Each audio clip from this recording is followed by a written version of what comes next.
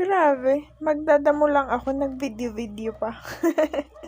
Anyway, dito sa clip na ito, linilinisan ko syempre yung mga damo kasi ulan ng ulan ngayon. Kaya ang bilis-bilis nila na dumami kahit na maglinis ako. After a week, hindi ko sila makita. Ang lalaki na naman actually.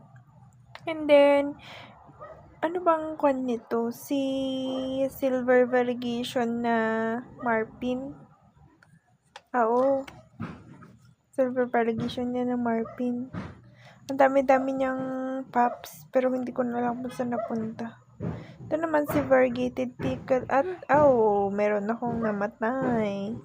Si Black Prince na Monstrous. Hindi niya kinaya ang rain or shine. And then, actually, sinave ko to hindi ko pinutol kaagad yung dried na yan. Kasi feeling ko baka mabubuhay pa, pero hindi. Natuluyan yan. Si Black Prince na Monstrous. Hindi niya sinave ang kanyang sarili. Then, flex ko naman itong mga Coppertone. Noon nga ko, iisa lang actually na plant ito. Pero syempre, tumagal na siguro mga 2 years din. Ang dami-dami sa isang pot, kaya yun, linipat-lipat ko na.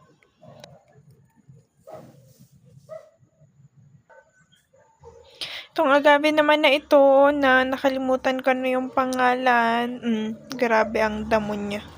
Sa bagay, ang soil mix naman kasi nito, since ang laki-laki ng pot, di na ako bumili ng potting mix. Soil lang siya, tapos rice hull.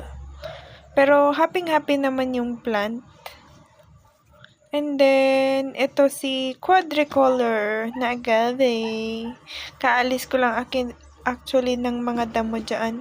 And then, itong isang pot ng agave ko din. Grabe, may tumubo ng wheat. Feeling ko wheat yun. Ito, ang laki-laki na.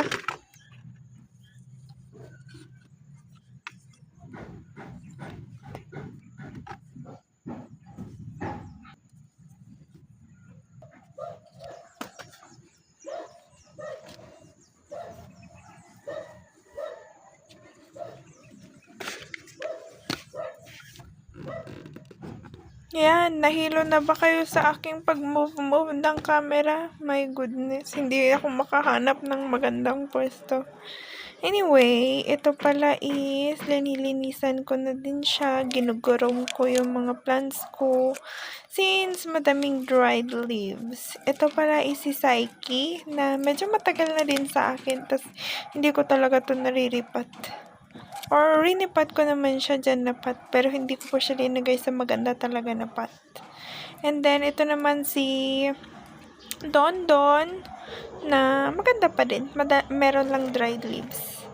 And then, ito is si Variegated Blood Moon na naka-ROS. Very good pa rin naman siya. Hindi siya namatay kahit na ulan ng ulan. And then, ito pala yung lola ko.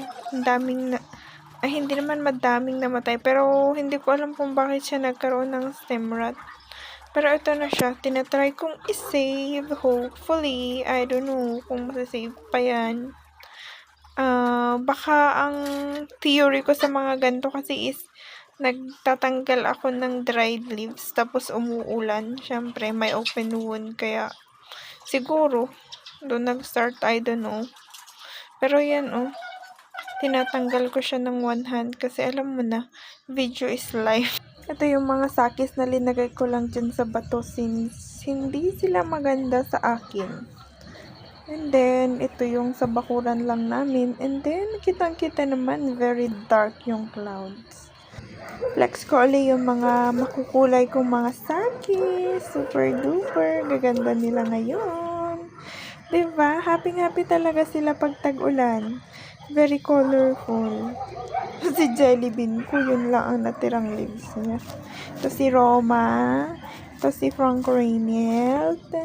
Itong sa baba niya is si Lovely Rose na hybrid. Parang no? Ito is yung mga agave ko. Ito si Fire Pillar. Sa baba ng Jelly is si Tapalpa. Alam ko pa yung mga pangalan nila. Si Suyon doon sa baba niya. Tapos sa taas niya is si... My God, yun na, nakalimutan ko. And then, may tanong pala kaming dragon fruit. Hopefully. Bakwan na yan. Hinog, di ba? And then, linisan din pala natin ang aking pot ng mga agave. Ito si cream brulee na agave. Ang cute.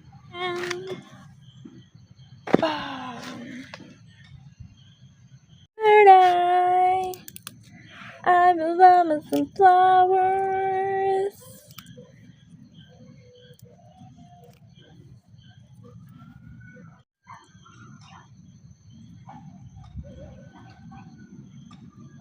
After checking yung mga sakit sa baba, punta naman tayo sa aking mini greenhouse. I-check tong mga astro. Since lagi ako namamatayan ng astro, kailangan kong i-check. And then, ito nga, found a casualty.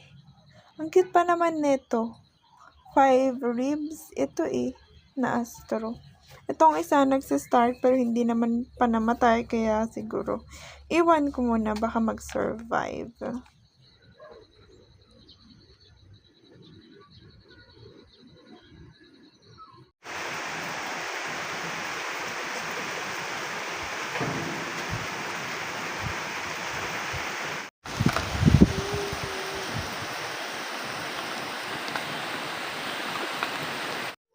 Not sure kung same day ito after ng ulan, pero yan, tumaas na naman ako para magalis ng mga damo-damo. Siyempre, nakikikumpit din yan ng nutrition para sa mga plants natin. Kaya kailangan talaga natin silang alisin. Kaya, yan, kahit na ako ay natutusok-tusok ng mga tinik ng mga hindi lang cactus, ng mga agave, kailangan talaga. Oh, grabe yung root system nun, oh. And then, ito pala yung mga agaves ko na magaganda. Andito sila lahat sa taas. And then, makikita talaga yung mga bagong tanim saka yung old na. Yung mga old na kasi, yung ganda-ganda na nila. Itong nasa center is si Chichibans. Ito si Agave na Bella something. Mahaba yung ID nito Hindi ko memorize actually. Pero dapat tinagyan ko yung mga labels. Lagyan ko next time. And then, ito yung mga nagsastruggle ko na under viscose. Oh my God. Ito lagi ko piniflex itong arrangement ko na ito kasi lumaki na sila. Nakakasaya. Super. Pero yan, lumaki yung plants, lumaki din yung mga damo. Kaya kailangan natin alisin. Ang cute ng lava rock as toppings. Oh. Basta lahat yung mga lava rocks ko is hindi maliliit. Malalaki lang sila. Tapos tong mga starlet, ang bilis nilang dumami. Ang cute. Tapos si variegated subsicilis, ang liit lang niya. Nung linagay ko dyan, yan, ang laki na niya. Ang lalaki na din ng damo, paulit-ulit. Laging inaalis, pero laging bumabalik. Ay, my goodness. Actually, ang laki ng lalagyan, pero kalahati niyan, or more than actually na kalahati is foam. Para tipid ba sa soil mix. Kaya as in, foam lang actually yung lagay niyan, walang masyadong lupa. Kaya kahit naka-rain or shiny, hindi ko problema na magkakaroon ng overwatering since, yun nga, foam lang naman talaga yung nasa baba niyan.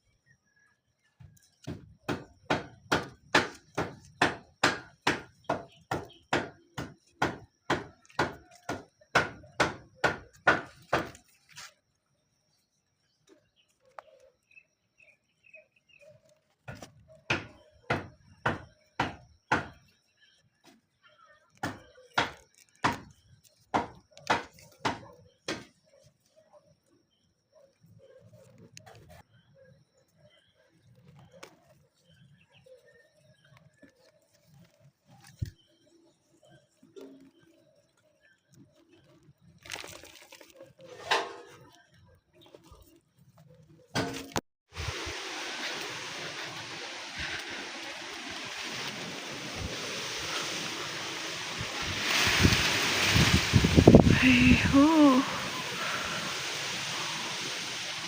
Na-dry na!